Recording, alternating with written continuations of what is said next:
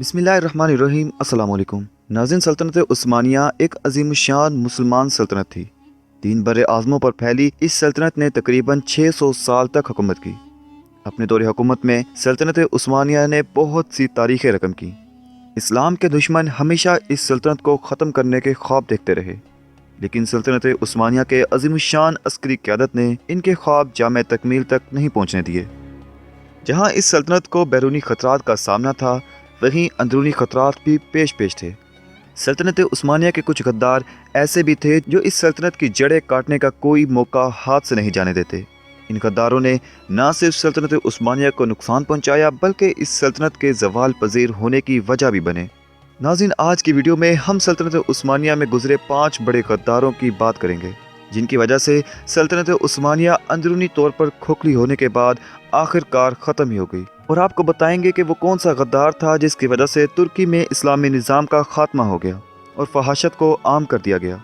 इसलिए तमाम दोस्तों से गुजारिश है कि वीडियो को शुरू से लेकर आखिर तक बगैर स्किप किए ज़रूर देखिएगा।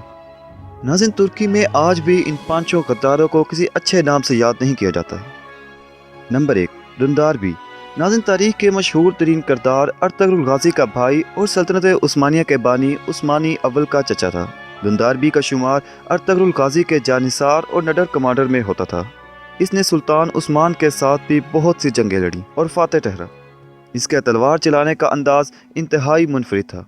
दुंदारबी तारीख में एक हीरो के तौर पर मौजूद था, लेकिन 1280 के बाद इसके दिल में सल्तनत उस्मानिया का हुक्मरान बनने की ख्वाहिश पैदा हुई और इसने दुश्मनों के साथ मिलकर उस्मान बी का कत्ल का मंसूबा बना लिया। उस्मान बी ने जब एक छोटे यूनानी जजीरे पर हमला करने का मंसूबा बनाया तो दुंदारबी ने इसको कत्ल करने की कोशिश की, लेकिन उस्मानी अव्वल पहले ही अपने चचा की बगावत के इरादों को समझ चुका था।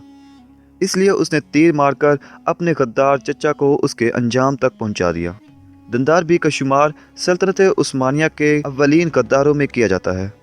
नंबर 2, हाइन अहमद पाशा। नाज़रीन, हाइन अहमद पाशा 1523 में मिस्र का उस्मानी गवर्नर था, लेकिन जब सुल्तान सुलेमानी आज़म ने इसके हरीफ इब्राहिम पाशा को वज़ीर आज़म बनाया तो ये मायूस हो गया। इसने सल्तनत उस्मानिया के खिलाफ अलमी बगावत करते हुए मिस्र पर अपनी खुद मुख्तार हुकूमत का ऐलान कर दिया। अपने इक़्तिदार को कानूनी हैसियत देने के लिए इसने अपनी तस्वीर और अपने नाम के सिक्के भी बनवा लिए। इसने जनवरी 1524 ईस्वी में कायरा पर कब्जा करने के लिए उस्मानी फौजी दस्तों पर हमला किया, ताहम इसके बरतरफ करदा अमीरों ने इस पर कातलाना हमला कर दिया। हाइन अहमद पाशा की किस्मत अच्छी थी कि ये बच निकला और काहिरा से फरार हो गया। उस्मानी फौज ने काफ़ी तलाश करने के बाद बिलाखिर इसको गिरफ्तार करके कत्ल कर दिया। हाइन अहमद पाशा की बगावत ने मिस्र में मुख्तसर मुद्दत के लिए अफरा तफरी और अदम इस्तेहकाम की सूरत हाल पैदा कर रखी थी, जिसे वज़ीर आज़म इब्राहिम पाशा ने मिस्र का दौरा करके ख़त्म कर दिया। नंबर 3, कारा दाऊद पाशा।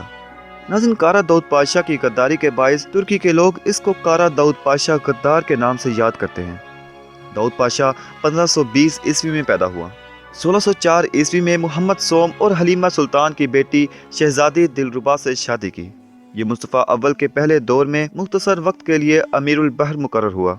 मुस्तफ़ा अव्वल के दूसरे दौरे हुकूमत में ये हलीमा सुल्तान के असर रसूख के बायस सदर आज़म के आला तरीन ओहदे पर फाइज हो गया। दाऊद पाशा ने अपने ज़ाती मुफादात के लिए उस्मान दोइम को फांसी दे दी।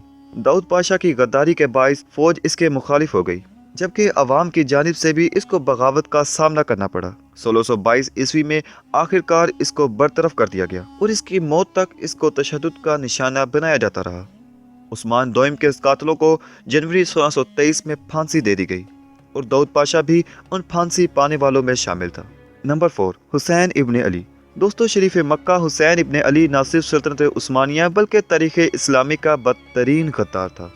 ये वही बदबख्त इंसान था जिसने तख्तो ताज के लालच में मक्का और मदीने की हुर्मत को पामाल कर दिया, जिसकी वजह से मदीना शहर में तकरीबन 300 के करीब बम बरसाए गए।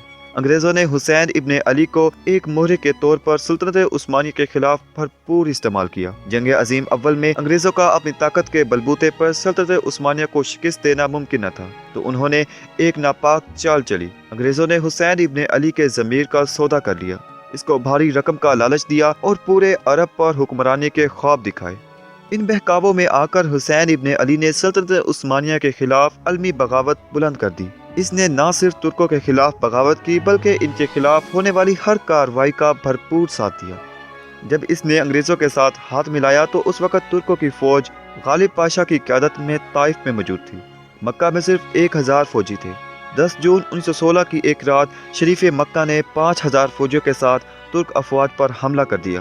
انگریزوں نے سلطان سے شریف مکہ کے لیے مدد روانہ کی، جس نے 3 ہفتوں کی خونی جنگ کے بعد ترک فوج کو شکست دے دی، جبکہ مدینہ منورہ پر قبضہ کرنے کے لیے حسین ابن علی کو تقریباً 3 سال تک خون بہانا پڑا۔ مدینہ منورہ میں سینکڑوں کی تعداد میں بم برسائے گئے۔ 1923 تک شریف مکہ نے خود کو خلیفہ کہلوانا شروع کر دیا، جبکہ اس سے قبل خلیفہ کہلوانے کا حق صرف عثمانیوں کو تھا۔ یورپی طاقتوں نے حسین ابن علی کی خدمات کا اعتراف کرتے ہوئے اس کے ایک بیٹے کو عراق اور دوسرے کو اردن کا حکمران نامزد کر دیا۔ 1924 میں ریاض کے حکمران ابن سعود نے مدینہ منورہ پر حملہ کر دیا، جس سے شکست کھا کر شریف مکہ جلا وطن کر دیا گیا، اور بالآخر 1931 میں اردن کے دارالحکومت عمان میں اس کا انتقال ہو گیا۔ نمبر 5، مصطفیٰ کمال اتاترک۔ ناظرین، مصطفیٰ کمال اتاترک نہ صرف سلطنت عثمانیہ کا کردار تھا، بلکہ یہ ان 3 براعظموں پر پھیلی اس عظیم سلطنت کے خاتمے کا مرکزی کردار بھی تھا۔ یہ اپنے دور جوانی میں سلطان عبدالحمید ثانی کے خلاف سیاسی سرگرمیوں میں پیش رہا، اور اسی بنا پر مصطفیٰ کمال اتاترک کو کچھ عرصہ کے لیے جیل میں قید بھی کیا گیا، لیکن جیل سے رہا ہونے کے بعد اس نے فوجی ملازمت اختیار کر لی۔ اس کے بعد جنگ بلقان اور جنگ اطالیہ میں مصطفیٰ کمال نے کافی شہرت حاصل کی، اور پھر جنگ عظیم اول کے بعد اسے جنرل کے عہدے پر تعینات کر دیا گیا۔ جنگ عظیم اول کی شکست کے بعد یہ مصطفیٰ کمال اتاترک ہی تھا جس نے اس خطے کو بالکل ہی ایک الگ پہچان دے دی۔ یہی وہ 5واں اور آخری سلطنت عثمانیہ کا کردار تھا جس نے 600 سال سے قائم اس سلطنت کی تابوت میں آخری کیل ثبت کی۔ اس نے ترکی میں اذان پر پابندی لگا دی، لڑکیوں کے حجاب پر پابندی عائد کر دی، آیا صوفیہ کو مسجد سے میوزیم میں تبدیل کر دیا، گویا ہر اس کام کو قانونی بنا دیا جو اسلام کے منافی اور یورپ کے لیے خوشی کا باعث بنے۔ ناظرین، امید کرتے ہیں آپ کو ہماری آج کی ویڈیو پسند آئی ہوگی۔ ویڈیو پسند آنے کی صورت میں لائک، شیئر اور سبسکرائب ضرور کیجیے گا۔ انشاءاللہ ملتے ہیں کسی نئی ویڈیو کے ساتھ، تب تک اپنا اور اپنے عزیزوں کا خیال رکھیے گا۔ اللہ حافظ۔